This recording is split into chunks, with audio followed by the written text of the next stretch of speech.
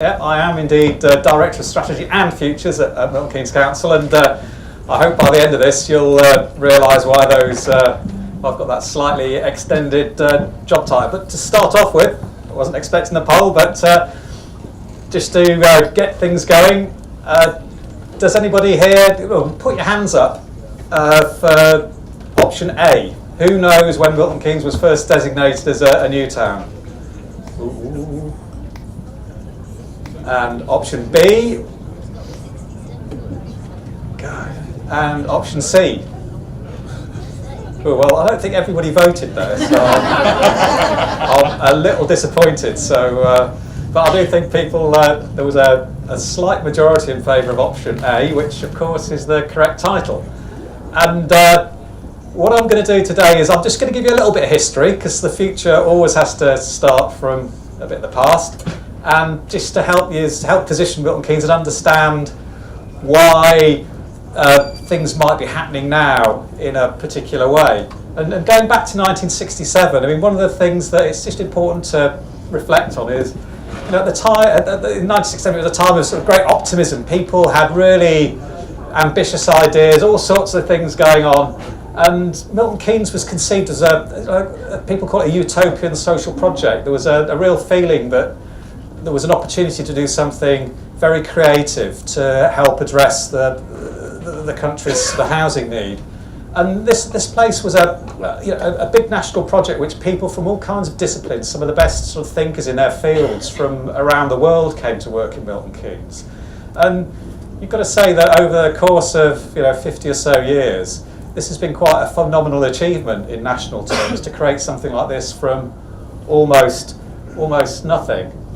And part of the reason why it's been successful is its strategic position. It was deliberately located halfway between London and Birmingham, so great access to markets and on very good transport infrastructure north-south, and also halfway between Oxford and Cambridge. So I think there were people at the time, there was a quote at the time to say that if we cock this up, I don't think they quite use that word, but if we mess this up, we're bigger fools than we think we are, because they said that this has just got such a lot of advantages being here that it's such a great opportunity. There's a lot of momentum. It may well happen even without too much. I don't want to say too much effort, but. And talking, and the overall approach to the city's growth was to create a master plan and to envisage a whole series of different facilities that a city of a scale of, and the ambition was for 250,000, a city of that scale would need. So there was an approach taken to look at the transport infrastructure, the green infrastructure, really lots of emphasis on sustainability. There's something like 40% of the city area is green space when you look at all the linear parks and road verges and so on, and look at how they all interact. I don't want to go into too much detail there, but it's just this notion of thinking very expansively and very holistically about how a place succeeds and what it needs. And this infographic shows how successful in terms of the pace of development that has been, really. So going from 70,000 back in 67, when there were just some of the pre-existing sort of towns and villages like Bletchley, Wolverton, Stony Stratford and so on, and how that footprint has grown out over time. And we're at a really, really important moment in the city's sort of development now, and that's sort of encapsulated in this work that the National Infrastructure Commission did recently. So the National Infrastructure Commission, a national body set up to look at nationally at big infrastructure needs, and the Chancellor of the Exchequer asked the NIC to look at this corridor, the Cambridge, Milton Keynes, Oxford corridor, because there was this notion that somehow across this area there was the opportunity to create a cluster, a geography to realise the assets and opportunities to help the UK be really competitive on the world stage.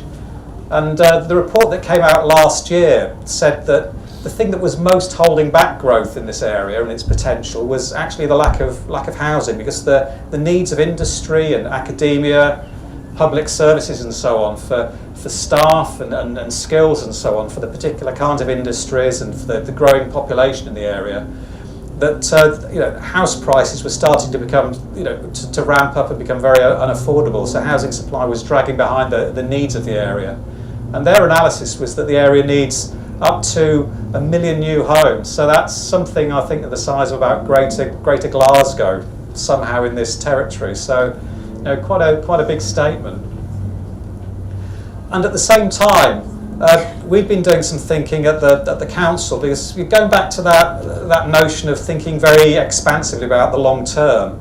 There was a sense in which the city, for various reasons, and I think often, very often for short-term political reasons, the city had sort of lost its ambition and its sense of strategy and direction, because it was growing incrementally, just taking small sort of steps forward and just doing more of the same. And there was this feeling that we'd lost that momentum, and we wanted to try to find some way of rediscovering that excitement and that big picture view of the future that served it so well in the past. So one of the things that I was asked to do was to help make this work, which was this MK Futures Commission, which involved bringing together a group of sort of national and local experts and stakeholders to work with the city to help us come to some conclusions about the long-term future. And that commission recommended that the city could credibly grow to 400,000 population by 2050. And having worked on that, then I was asked to make it all happen. So that's why I've got this Futures title. I'm sort of focused on delivering this Futures programme that involves at its heart these what we call 6 big projects. And we call them big projects because they are big and very demanding. So there's a sort of list of them there, and I'm going to talk about the first couple of those and number 4 in a bit of detail. But it's important to note that all of these things were identified as being fundamental to the city's sort of future, and that whatever size and shape the city might grow to, it needed to pay attention to these things if it was going to succeed. And they all integrate in various ways. And as I go through some of the detail, you'll understand what I mean by that. And going back to the NIC, this is a very detailed diagram that you won't be able to see the detail of it. It's more upon the words there. In that NIC report, where it said the whole corridor, so that's between Oxford, Milton Keynes and Cambridge, needed to add about 1 million new homes. They actually said that Milton Keynes ought to be re-established as a development location of national significance, and that the population of the city could actually grow to around about 500,000. Because when you take that million and translate that into the different settlements along that corridor, then you start to need to be sort of much more ambitious.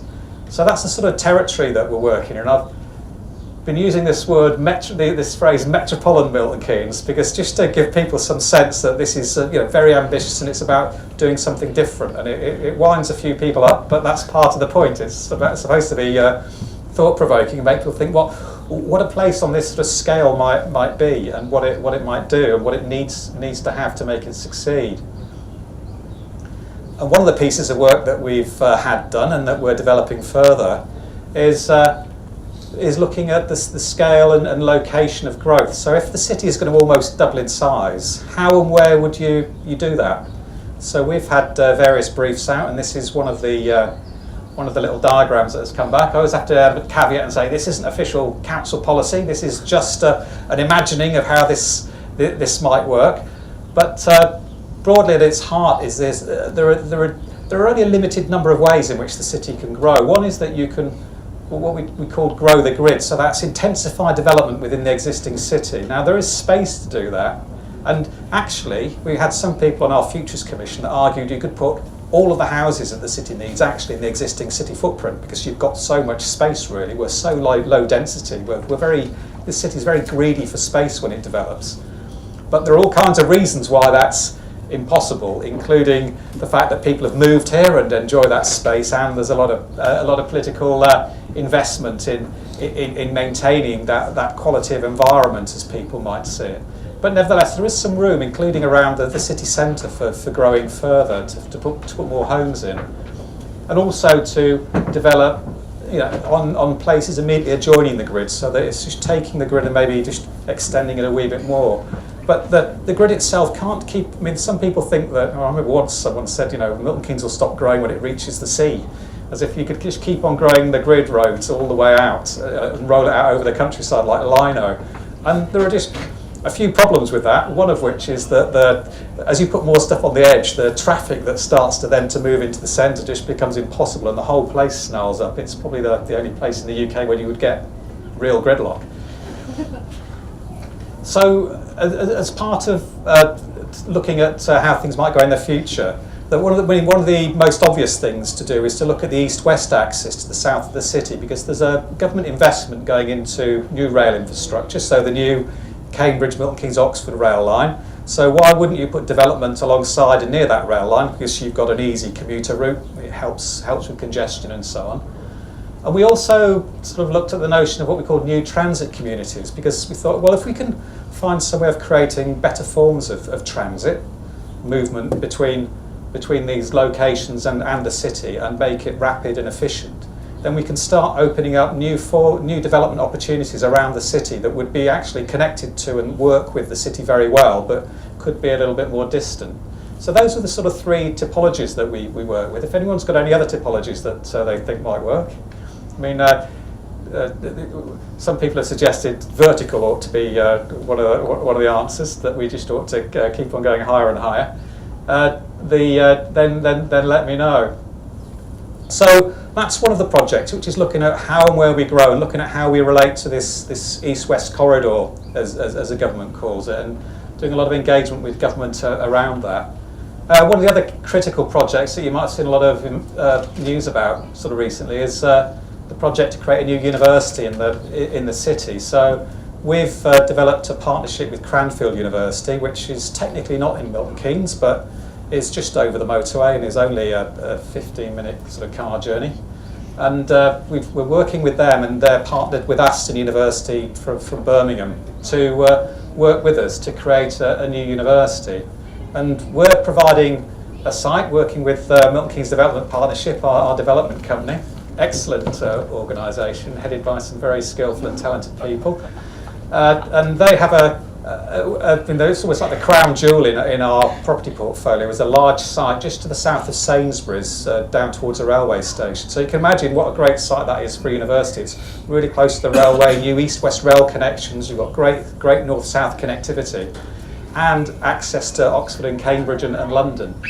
And what we're doing with that is we're designing what we call a distinctive curriculum around things that Milton Keynes is credible in and has strengths in. So this isn't going to be a centre of medieval history or ancient learning and Greek and so on, although that may come in due course, because we're nothing if not sophisticated. But initially what we want to do is focus on things where the city has got some real credibility and heritage around things like urbanism and planning and design, and the work we're doing on smart cities and positioning ourselves in line with the government's industrial strategy as well. So we've got a target to open that by 2023. Spent a good deal of time yesterday morning with various folk to start work on designing an international architectural competition for the project. So really starting to move it now, and sort of very confident that we'll get there. And that is, having that in the city centre is very important as well, because one of the other projects, which I'm not going to go into too much detail, is called Renaissance CMK. So we're looking at what the city centre needs in terms of function, facilities and so on to serve this much bigger population and to be a strong regional centre.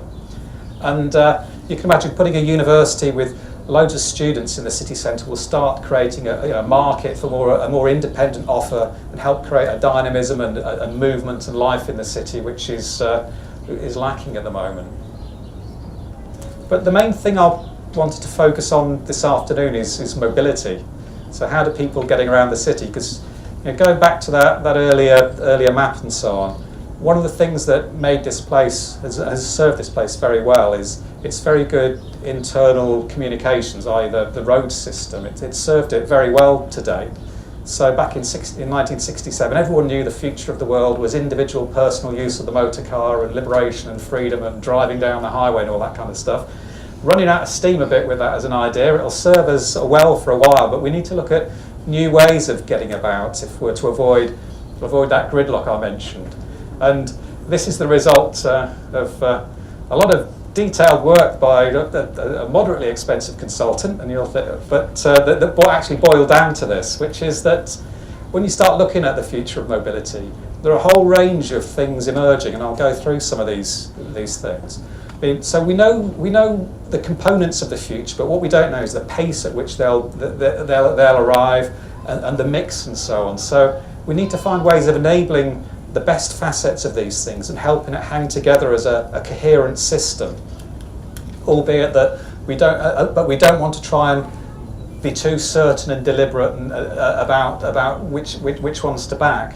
And this is what lies behind a lot of the work we've been doing on sort of smart city projects, trying to use very innovative approaches to movement and use of data and so on, which I'm going to talk about, to enable these new forms of mobility. That's because I pressed the light switch instead of the pointer switch.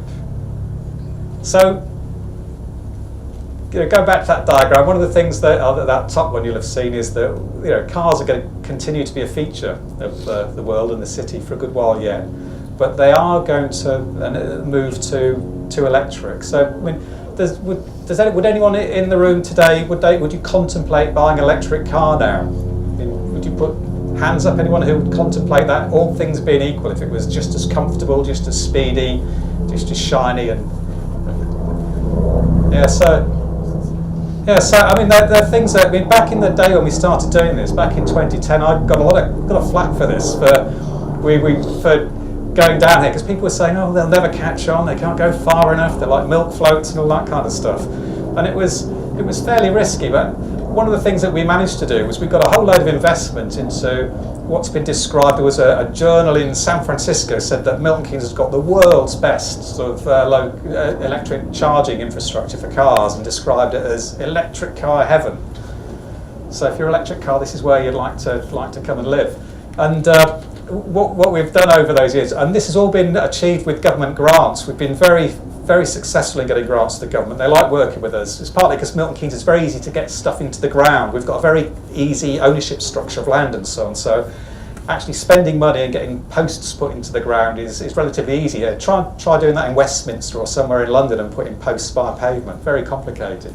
But we've got this network of charge posts, including 50 rapid chargers, which one rapid charger station in every grid square, which will charge an electric car up to about 80% of a charge in about 20 minutes.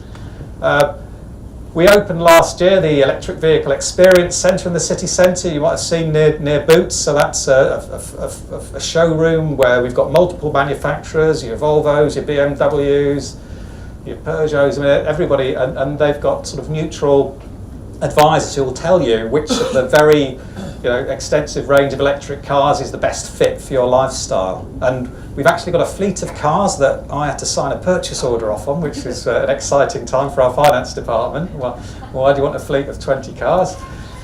So this was all paid for by a government grant, incidentally, but it's so that people can trial those things for a week, a weekend, even a day to get a feel for it. And we've just been going through the design. I think the ground's been broken on what we're calling electric filling stations. So next to junction 14, the coach station, there's going to be something that looks a wee bit like that, where cars can pull in off the motorway and get a very rapid charge very quickly. And we'll be opening one near the shopping centre as well. So and that's all paid for. It's something like a 20 million government grant, the EV Experience Centre and the filling station. So doing a lot of work on that. And you can see the impact on that. I mean, these aren't huge numbers. I mean, those figures down the side are fractions of percentages. But you can see the take-up of electric vehicles, the growth in the total stock of electric vehicles in the city, the orange line. That's pushing to that. I mean, this is back in about this time last year. So that's pushing towards around about 60%, whereas nationally it's down near 20. So the take-up here has been 2 to 3 times higher than the national rate. So one of our ambitions, even if people are going to move around in cars, well, let's decarbonise them and make them less of a threat to the environment and help keep the air clean and so on. So that addresses carbonisation, as does this lovely project, which has been running for about 4 years now. which is it's not a flying bus service. You might have seen this. It's the number 7 route that runs around the city centre, up from Wolverton down through the city centre, and it uses induction charging to charge it. So the induction charger is that plate on the floor, and there's a great big induction sort of box buried in the ground underneath it. And what the bus does is it drives over there, and it just waits at either end of the route, and it just waits at the bus stop for a little bit longer, maybe about 10 minutes than it would do normally, and it gets enough of a charge then to take it on its next leg. And that jagged line you'll see on the graph, that's how the system works. It gets frequent rapid charges which allow it to keep on working all day, whereas the blue line, which goes straight down, that is what a plug-in bus does. It runs around and it just uses its battery, then it has to go off to a shed to be recharged. And this is the economics of this compare very favourably with a diesel. They're almost exactly the same. So why wouldn't you start moving towards this kind of system and move away from diesel as and when your fleet needs changing? And this is, I think this was at its time, and it probably still is, a world-leading project. We had a bunch of people over from Qatar at one stage who were thinking about using things like this for the Football World Cup in 4 years' time. But I think they were a bit worried about the battery depletion with the air conditioning that they'd need there. So we're doing this work to decarbonise transport, and within sort of the existing movement paradigm, if you like. The other thing we're doing is trying to find ways of using data to help people plan their journeys, for us to plan traffic systems more easily. So this is a system that's only just been put in, but at every single junction around the city, every single major junction, you'll see those little triangular boxes. You'll see one on a lamppost at each corner. And what they do is they're an artificial intelligence video camera. So what they do is they look at the ground in front of them, and they can tell the difference between a car, a bus, a pedestrian, a cyclist. They analyse that and they throw some data back to the central system. And across car parks, we cover 13,000 surface car parking spaces with them. They transmit data. You'll see they look across the estate and they identify where there's a space. And they put data, that data comes together, and you get a little output like that, a little map there that shows you green where there's loads of spaces available. It'll be amber when it's starting to get busy, and it'll get red when you've got no chance. So using data to help inform traffic planning and management. And this little GIF, which is the most exciting part of my presentation, so it all goes downhill after this. So you fill your boots with the excitement of a moving picture. So this is the product of those sensors. So I'll just explain what this is. So this is a picture of traffic congestion at one single junction in the city, and you'll see the morning peak and the afternoon peak.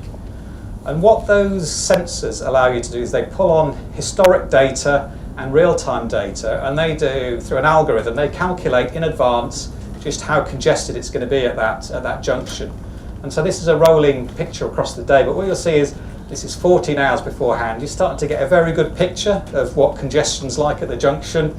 And as you get closer, as you'd expect, it gets more accurate. Now, when you look at congestion information at the moment, you're probably getting it a little bit behind, and it's telling you what's happened. This is predicting what will happen. And if like me, you sit in your office and you sometimes wonder, shall I go home now, or shall I leave it half an hour later? If you knew that when you leave the office, it's going to take you, 40 minutes to get home at that time, and if you waited 15 minutes, it'll only take you 40, you'll arrive maybe just 10 minutes later, but you'll have gained an extra half an hour to work on behalf of the public in your office. Then why wouldn't you stay in the office instead of sitting in congestion? So this is 3 hours, 2 hours, and even 1 hour. It's almost bang on. So it's taking that kind of information to help people plan their journeys, and we think that will help spread demand across the time of day and across different roads as people start making choices based on this information to spread their journey times. And it can also be linked, as we hope to do, to traffic signals, so that you've got a real-time traffic management system whereby traffic lights can respond to what's going on in the city, on the roads, and help manage and manage the signals so that you get as free-flowing a system as possible. So we've talked about electrification, we've talked about data, enabling that as a platform for all kinds of traffic planning and management.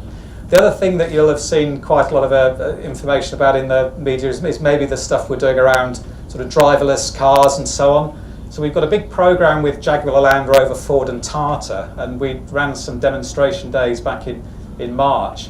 And they're connected vehicle trials and autonomous trials. So the autonomous trial bit, if I just sort of cover that, I mean, this is one of the first places in the UK to be doing quite complicated trials in a real life environment where the cars were driving around autonomously, they were overtaking, they were doing self-parking, even driving around roundabouts and so on.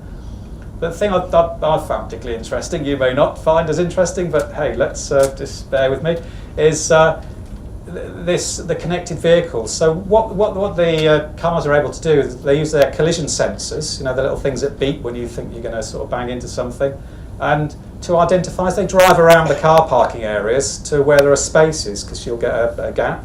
And what the cars do then is share that information between them, and you get a little readout like you see on the iPad. So they collectively share intelligence from across the city as to where there are spaces. And what this Jaguar Land Rover did was it used that information to drive autonomously to somewhere where there was a space and it parked itself.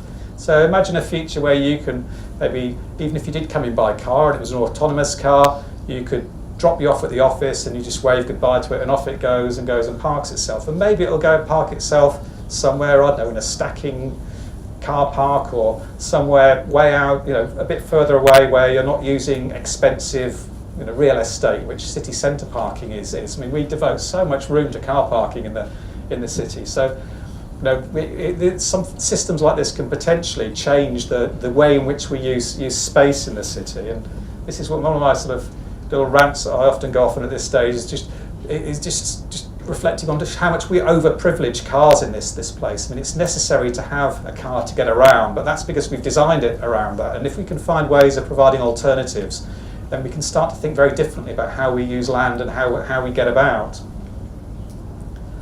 And we're also doing this work with these little AutoPods. So imagine if you arrive in the city at the railway station, you need to get all the way up. Maybe you need to come to, you know, somewhere like here or a destination in the city centre. And these little pods are available on demand. You order one on your iPhone, it'll pick you up at the station, and it'll take you to your destination, maybe up to the shopping centre or somewhere. And when it drops you off, it'll go off and pick someone else up. And we've got a fleet of 40 of these being built. I saw a picture the other day of there's about 15 of them so far. And we're going to be running over the summer, probably sort of starting in July time, what's like a facsimile of a little public service in the city centre under controlled conditions. I mean, these are quite risky things because they run on pedestrian surfaces. And one of the things which we're a little concerned about is that because they have to be very risk averse, if there are a fair few people around, the actual journey time, because you're stopping and starting and trying to avoid people all the time, it may be relatively slow, and you may say, well, I'd rather just walk because even though this might get you a bit quicker, it's not going to give you that much a much better service. So, and that's one of the things you have to do. You have to test these things in real life, and we've established a position here in the city as being, you know, very adventurous and prepared to do this kind of stuff that you can't do everywhere, and that's really helped us with attracting further investment into these sorts of projects. So, you know, that's coming soon to a place near you. And again, you'll have seen lots of publicity about these little delivery robots. So this was one of my all-time favourite diary entry 2 years ago about it was. So I had a diary entry that said Lembit Opik and his robot. And it's Lembit Opik, who's the former Lib Dem MP, is associated with this company Starship. And they're actually running it on the ground now in Monkston as a commercial trial. So you pay £1 to have something delivered to you in this little robot. It, you know, might be takeaway pizzas and that food delivery thing, a 6-pack of beer, might even take a little bit more than that. And I know someone that ordered a newspaper for, you know, paid £1, and people have been ordering deliveries because they just enjoy having the thing delivered. And as well as beer, and I like that little robot delivery area. It's again, it's something that sort of may take off sort of very strongly. I mean, we're particularly interested in it as a way of starting to perhaps relieve pressure on the roads and highways network, because it means delivery van. You don't need quite as many delivery vans and so on. And then going back all the way to that big diagram about the mass transit and looking at new forms of transit, one of the things that we're looking at, and we've got a big piece of work out at the moment, looking at what a transit route map might be for Milton Keynes if you were going to create a new transit system, a mass transit system, that might use vehicles that, I mean, people keep on going up. People have always wanted a monorail in Milton Keynes and talk about trams, but when you have forms of transport like that require hard infrastructure, sort of rails and overhead electric wires and so on, they get to be very expensive. And there are all kinds of sort of new products that are being developed, that some of which are autonomous and use laser guidance to move around on roads, or the similar guided, segregated surfaces, and can actually give you the same sort of benefits and utility as a tram, but actually just run with rubber wheels on the road. So we're looking at what a network might be for Milton Keynes and costing that. And at the moment, it looks as though it's affordable, and that so we're very seriously doing it. And that little map at the top left was something the National Infrastructure Commission did. They imagined a route for some form of new transit from Milton Keynes Central Station all the way up to Cranfield University. And we're looking at what that allows you to do in terms of development along that. So new forms of transit to help enable the city to grow. And as the city, I'll skip past these because we're going on a little now. So I'll skip to this one. So it's part of what we're also doing with our strategy is, if you can create a transit system, you can start looking at development differently. So at the moment we develop to very low densities. We have homes with loads of room for car parking. If you can arrive somewhere without needing to use a car, then you can develop at greater densities and perhaps provide dwellings for single people and older people, which have good access to stations, but don't rely on the car to get around. And you can look at how you can make those neighbourhoods more walkable. So help people live healthier lives. So rather than driving up to the front door, look at the distances which might be tolerable for people to walk. You know, what's the limit to which they might walk, and can we make environments where people are happier to move around and walk around in, so become healthier at the same time as having access to very good transit. And we're also looking at how you might design neighbourhoods in that way. So that picture on the top right I've included because it was pulled out of some work we were doing about older people, about the notion that if you can have the sort of research shows that they'd much rather be in communities where they can look in at places that are active and they feel part of a community, rather than being dumped on, a just older people sort of development stuck out in the middle of nowhere, like an ocean liner or something like that, stuck in the middle of the city. So trying to find ways in which, if we can look at movement using all these new forms of getting around, we can start to look at how the urban environment can be designed to enable those things, but also how we can reap benefits in terms of sort of livability and health. And then finally, this is just wraps the whole thing together, just in terms of transit. So just think of a notion for the city whereby you're moving around the city, where you might arrive by mass transit on an express route. You might jump out of that, and because you've got good data or you've pre-booked a through ticket, you just jump onto something that takes you on the last stage of the journey. And the city centre, rather than being a place where everything is designed around the car and people have to walk around and avoid cars, something that's much more sort of livable, walkable, green, pleasant to be in, much better for your state of mind and so on, and something designed around people. And I think that's all I was going to say. So